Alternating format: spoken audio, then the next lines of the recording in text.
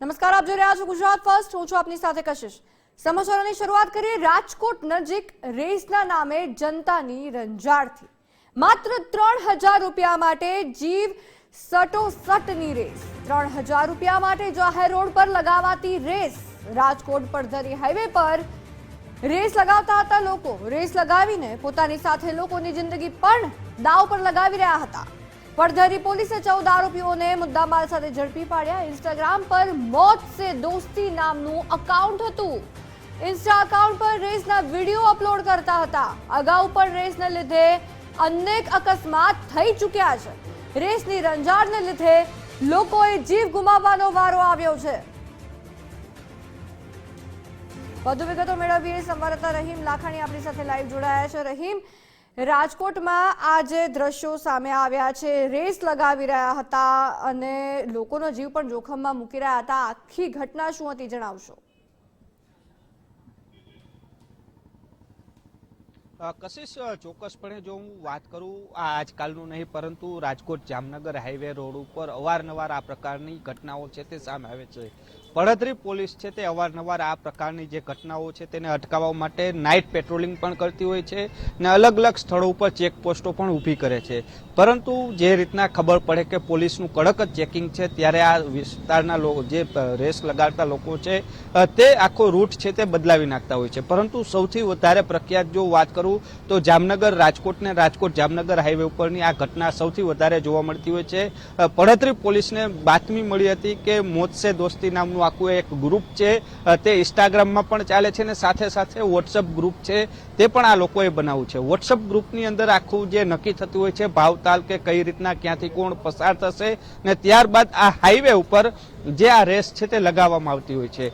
નહીં માત્ર બાઇક, ક્યારેક તો એવી પણ ઘટના આવી છે ઓટો રિક્ષા છે, ફોર વ્હીલ છે તે લઈને પણ પસાર થતા હોય છે અને અનેક અકસ્માતો છે તે પણ હાઈવે ઉપર થઈ ગયા છે અને લોકોએ જીવ ગુમાવવાનો વારો પણ આવ્યો છે.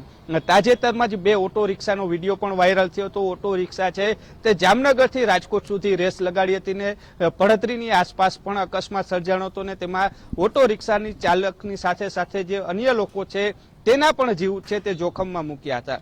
એટલે આ લોકો રેસ તો લગાડતા હોય છે પરંતુ પોતાનો તો જીવ જોખમમાં મૂકે છે, પરંતુ હાઈવે ઉપર અનેક એવી ઘટનાઓ બનતી હોય છે તેમાં અન્ય લોકોનો જીવ છે તે પણ જોખમમાં મૂકે છે.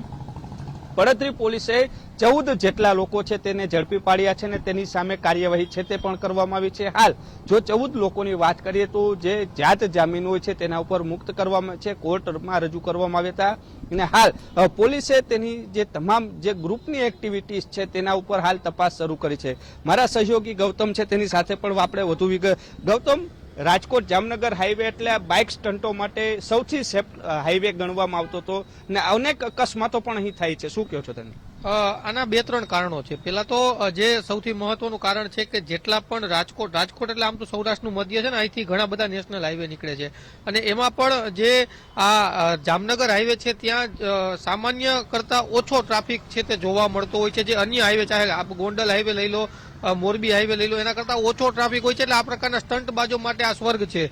આ સૌથી મોટું કારણ છે કે જેના લીધે આ હાઈવે ઉપર આ પ્રકારના સ્ટન્ટબાજી થાય છે. બીજું એક કારણ એ છે કે જે આજના યુવા યુવતીઓની અંદર સોશિયલ મીડિયામાં, ઇન્સ્ટાગ્રામ, ફેસબુક જેવા પેજ ઉપર પોતે હાઇલાઇટ થવા માટે, પોતે કહી શકાય પોતાના કર્તવ્ય દેખાડવા માટે આ પ્રકારના કામગીરી કરતા હોય છે કે જેમાં આ પ્રકારના સ્ટન્ટ હોય અથવા તો જીવના જોખમે. આમ તો આ જે ગ્રુપ છે તેની ધરપકડ થઈ છે તેનું નામ મોત સે દોસ્તી છે, પરંતુ આ લોકો મોતના સોદાગર છે. એ પોતાનો જીવ તો જોખમમાં મૂકે જ છે પરંતુ અન્ય રાહદારીઓનો જીવ પણ આનાથી જોખમમાં મુકાય છે અને અનેક લોકોને અડચણરૂપ પણ તેઓ થઈ રહ્યા છે. અને આ કોઈ પ્રથમ કિસ્સો નથી. રાજકોટ શહેરની વાત કરવામાં આવે તો દર 24 કલાકે એક એવો વિડીયો સામે આવે છે કે જેમાં કાં તો સ્ટન્ટબાજી કરવામાં આવે છે, કાં તો કાયદો અને વ્યવસ્થા છે તે હાથમાં લેતા હોય એ પ્રકારના સ્ટન્ટ છે તે સોશિયલ મીડિયામાં પ્રચલિત થવા માટે આજના યુવા યુવતીઓ કરી રહ્યા છે. પરંતુ આ ખૂબ જ ગંભીર બાબત છે અને પોલીસે પણ આ પ્રકારના જે તત્વો છે તેની સામે કોઈ એવા ઉદાહરણરૂપ પગલાં લેવા જોશે જેથી કરીને બીજા આ પ્રકારના તત્વો છે તે અટકી શકે છે અને આ પ્રકારની ઘેલછા છે તેનાથી દૂર જઈ શકે છે. જી રહીમ. કશિશ, ચોક્કસપણે જે રીતના જે સોશિયલ મીડિયામાં પ્રચલિત થવા માટે પણ વિડીયો બનાવે છે, પરંતુ આખું આ ગ્રુપનું નેટવર્ક એ રીતનું હતું જે રીતના લોકો શરત મારતા હોય છે કે જે વ્યક્તિ સ્ટન્ટ કરતા કરતા જે નક્કી કરેલું સ્થળ સુધી પહોંચે છે તો તેને 3000 રૂપિયા છે તે પણ મળતા હોય છે. એટલે કહી શકાય કે આ રીતની જે રકમ રૂપિયાની હાર જીતની પણ શરત છે તો સ્ટન્ટબાજો મારતા હોય છે. સાથે સાથે ક્યારેક ક્યારેક એવી પણ ઘટના આવે છે કે જ્યારે તમામ બાઇકો એકી સાથે જતા હોય છે, ક્યારેક બાઇક ઉપર સૂઈ જતા હોય છે, ક્યારેક હાથ જે હેન્ડલ છે તે સ્ટેરિંગ મૂકી દેતા હોય છે ને તેના કારણે પણ અનેક અકસ્માત અને દુર્ઘટનાની ઘટનાઓ છે તે સામે આવતી હોય છે.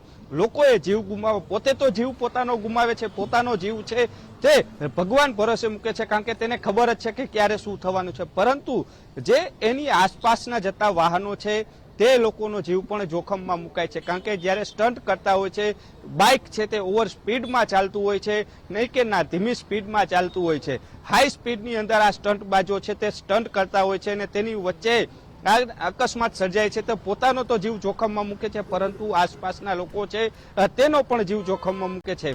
પડધરી પોલીસને ચોક્કસ બાતમીના આધારે એક સ્થળ હતું, ત્યાં તેઓએ નાકાબંધી કરી હતી ને તે દરમિયાન આ 14 લોકોને છે તે ઝડપી પાડવામાં આવ્યા હતા. કાર, ઓટો રિક્ષા અને અનેક બાઇકો છે તે પણ કબજે કરવામાં આવ્યા છે. હાલ આ તમામ જે મુદ્દામાલ છે તે પડધરી પોલીસ સ્ટેશને રાખવામાં આવ્યું છે. તમામ બાઇકો છે, કાર છે, ઓટો રિક્ષા છે તે પડધરી પોલીસ સ્ટેશને રાખવામાં આવ્યા છે. 14 જેટલા લોકોની આ હલચલન છે તેના ઉપર હવે પોલીસ પણ નજર રાખી રહી છે અને બીજા જે સોશિયલ મીડિયામાં આ પ્રકારના જે સ્ટન્ટબાજો છે તેના ગ્રુપ ચાલતા હોય છે તેના ઉપર હવે સોશિયલ એક્ટિવિટીઝ ઉપર પણ પોલીસ દ્વારા નજર રાખવામાં આવી છે. એટલે કહી શકાય કે જે મોતસે દોસ્તીનું નામ ગ્રુપ હતું તેની સાથે કોણ કોણ એક્ટિવ છે તેને લઈને પણ હવે પોલીસે છે તે તપાસ શરૂ કરી છે. જી આભાર રહીમ સમગ્ર વિગતો બદલ.